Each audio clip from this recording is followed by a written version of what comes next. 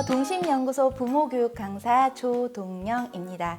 오늘은 아이들과 함께 하다 보면 매 순간이 위기인 훈육 상황에서 우리 부모님들을 탈출시켜드리기 위한 상황별 훈육 방법을 소개해 드리도록 하겠습니다. 이름하여 훈육 상황 위기 탈출 베스트 3! 첫 번째는 매 끼니가 전쟁인 식탁에서의 위기 상황이고요. 두 번째는 얼굴만 마주대하며 으렁거리고 싸우는 형제 간의 다툼입니다. 그리고 마지막 3위는요. 휴대폰을 사이에 두고 팽팽한 긴장감을 두는 아이와의 위기 상황입니다. 듣기만 하셔도 가슴이 답답하고 두통이 오시나요? 걱정하지 마세요. 위기는 우리에게 기회가 된다는 것을요. 이 시간 알려드리는 훈육 방법으로 위기 탈출 성공하실 수 있습니다. 자, 첫 번째 훈육 상황은 식탁에서의 위기 탈출입니다. 매 끼니마다 격려하지만 아이가 잘 먹지 않을 때 하면 안 되는 거 알면서도 우리가 어쩔 수 없이 하게 되는 말들이 있죠. 그렇게 먹지 않으니까 키가 안 크지. 이렇게 안 먹을 거면 아예 먹지 마. 동생 먹는 것 좀 봐봐. 비교하고 협박하는 잘못된 훈육 방법을 써왔던 것 같아요. 그래서 지금 바로 적용하실 수 있는 직접적인 수정 방법 알려드릴게요. 아주 간단합니다. 식탁에서의 놀이 자극을 없애는 거예요. 간혹 우리는 아이가 잘 먹지 않을 때 아이를 식탁에 오게끔 하려고 아이가 좋아하는 장난감을 가져오게 한다거나 캐릭터 젓가락을 올려놓죠. 처음 관심을 끄는데 도움을 받을 수는 있으나 식사에 집중하지 못하는 아이에게 집중도를 떨어뜨리는 자극이 될 수가 있습니다. 베이직한 식기로 식탁 위에서는 놀이 공간이 아닌 식사 공간이라는 것을 알려주세요. 이때 부모님의 포지션 정말 중요합니다. 아이가 식사하는 모습만 바라보는 부모님의 모습은 오히려 아이에게 부담감을 줄 수가 있습니다. 엄마도 엄마 식사를 맛있게 하면서 아이가 식사할 때 반응을 보여주시면 됩니다. 이게 무슨 소리야? 김치 씹는 거야? 와, 정말 맛있는 소리 난다. 엄마도 같이 한번 먹어봐야겠다. 이렇게요. 자, 그렇지만 우리 아이 끝까지 먹지 않겠죠? 그럴 때 엄마의 반응도 스탑. 더 먹어보라고 말씀하지 않으셔도 돼요. 식사 시간이 제한되어 있다는 메시지만 전달하시면 됩니다. 엄마는 밥 먹고 난 다음에 동심이랑 책을 보고 싶어. 그래서 저 시계바늘이 9에 가면 정리를 할 거야 라고요. 만약 아이가 그 시간 안에 밥을 먹지 못한다면 식사는 정리해 주세요. 다음 식사가 올 때까지 간식은 피해 주시는 거 잊지 마세요.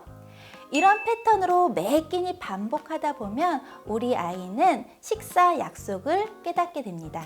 식사 시간은 밥을 먹는 시간이고 정해져 있다는 것을요. 두 번째 훈육 상황, 형제 간의 다툼입니다. 한 아이를 키우시는 부모님은 사촌 간의 다툼이나 친한 친구들 간의 다툼을 생각하시면 될 것 같습니다.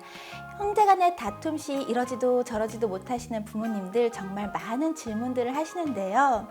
왜 놀다가 싸우죠? 도대체 몇 살이 되면 안 싸우나요? 저는 누구 편을 들어야 되나요? 형제 간의 다툼 시 가장 중요한 원칙은 중립적으로 아이가 다치지 않는 선에서 기다리시는 겁니다. 말이 쉽지 어떻게 가만히 지켜보나 라고 생각하실 것 같아요. 지켜본다는 건 개입하지 않는다는 것입니다. 아이들끼리 스스로 해결할 수 있는 기회를 주시는 거죠. 아이들은 싸우기만 하는 것이 아니라 그 안에서 사회적 기술을 배우고 감정 조절하는 능력을 배우게 됩니다. 이때 누가 형한테 대들어? 동생한테 양보해야지 라는 보여주기식 훈육은 도움이 되지 않습니다.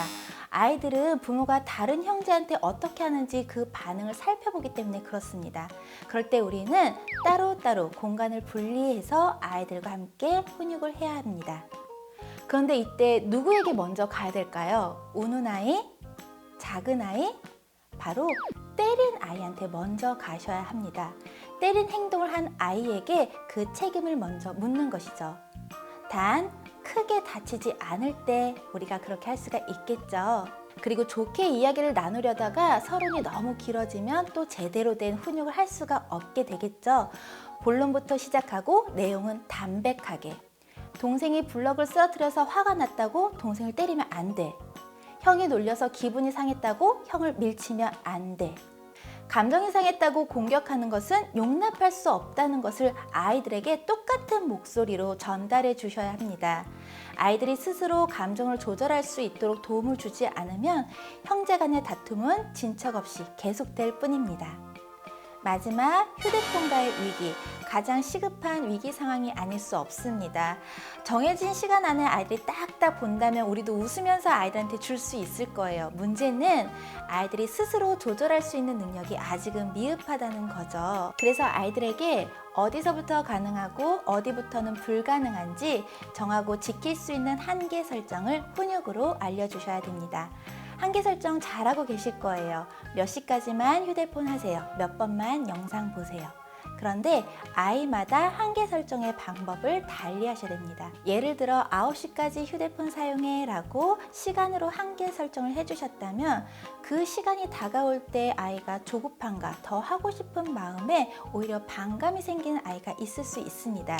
이런 친구들은 미리 예측할 수 있도록 시간보다는 횟수로 2번, 3번 더 보고 엄마한테 주세요 라고 한계 설정을 해주신 것이 맞습니다. 이렇게 미리 이야기해줬음에도 불구하고 울고 불며 떼쓰는 아이들이 있죠. 이런 친구들한테는 알람이나 모래시계와 같이 되고 안 되고가 명확하게 보여주는 도구를 사용하시면 참 좋습니다. 이 도구는 부모님께서 먼저 제안하시고 아이가 선택하면 긍정적인 방법이 되겠죠. 한계 설정 훈육을 해주실 때 우리 부모님들께서 잊지 말아야 될 것들이 있습니다. 아이들이 하고 싶은 것을 멈출 때는 힘들다는 것을요. 그리고 그때 느껴지는 감정이 자연스럽고 그 감정을 부모님께서 알아주셔야 된다는 것. 그랬음에도 불구하고 아이가 고집 부렸을 때는 잠깐 떨어져서 반응을 보이지 않는 것입니다. 이런 경험을 통해 아이들은 부모가 중요하게 생각하는 원칙, 한계 설정을 받아들이게 됩니다. 오늘 저와 같이 3가지 훈육 상황을 상황별로 말씀드렸는데요. 도움이 되셨나요? 아마 전혀 몰랐던 방법이 아니고 한두 번 시도했으나 멈췄던 것, 알고는 있었으나 아직 시도하지 않아서 해결책이 되지 못했을 겁니다. 오늘 제가 제안한 방법을 적용해 보시면서 이것만은 꼭 기억해 주세요. 아이들은 안 하는 것이 아니고 못하는 것이고요. 훈육은 아이들이 부모님의 사랑을 느낄 때 그 효과가 크다는 것을요. 기다리는 마음으로 아이들을 바라봐 주시고 이해해 주신다면 분명 우리 아이들 변화될 것입니다. 감사합니다.